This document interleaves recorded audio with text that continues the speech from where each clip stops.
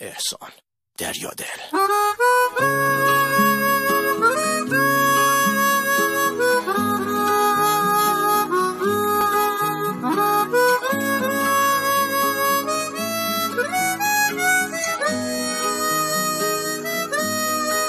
یه جوری میای میری انگار که دیرته، عذاب دادن منم جزئی از تقدیرته، میونه همه اخم و دلبریتم میکنی،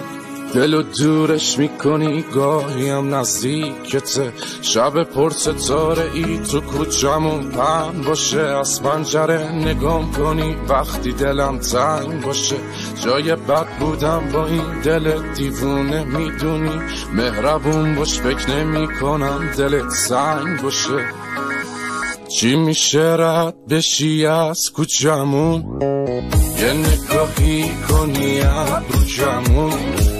تقصیر دل چیه آرزوشین شده، کاشکی بیای بشی همسایمون، چی میشه رد بشی از کوچمون، یه نگاهی کنی ابرو جمون،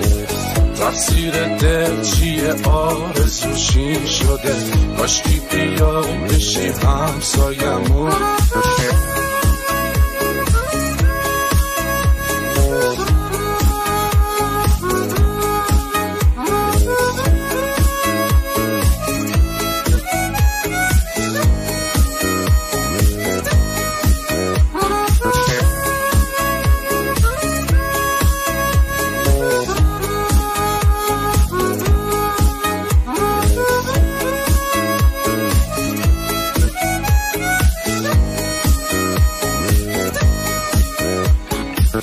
گلگلی پیرن تو شال قرمز رو زهره، تک تک اون قدمات حتی روم با رفتن، همشون فانتزیای شب و روز من شدن، خودمو هر روز مجسم میکنم دور بر،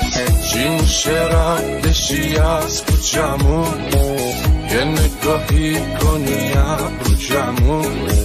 تقصیر دل چیه آرزوشین شده، کاشکی بیای بشی همسایمون، چی میشه رد بشی از کوچمون، یه نگاهی کنی ابرو جمون، تقصیر دل چیه آرزوشین شده، کاشکی بیای بشی همسایمون. مصطفی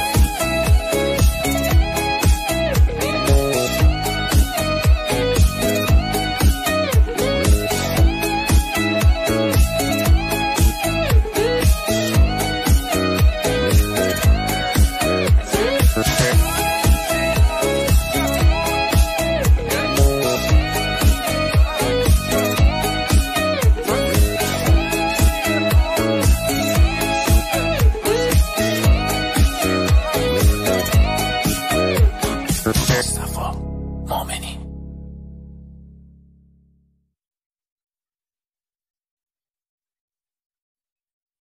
احسان دریادل.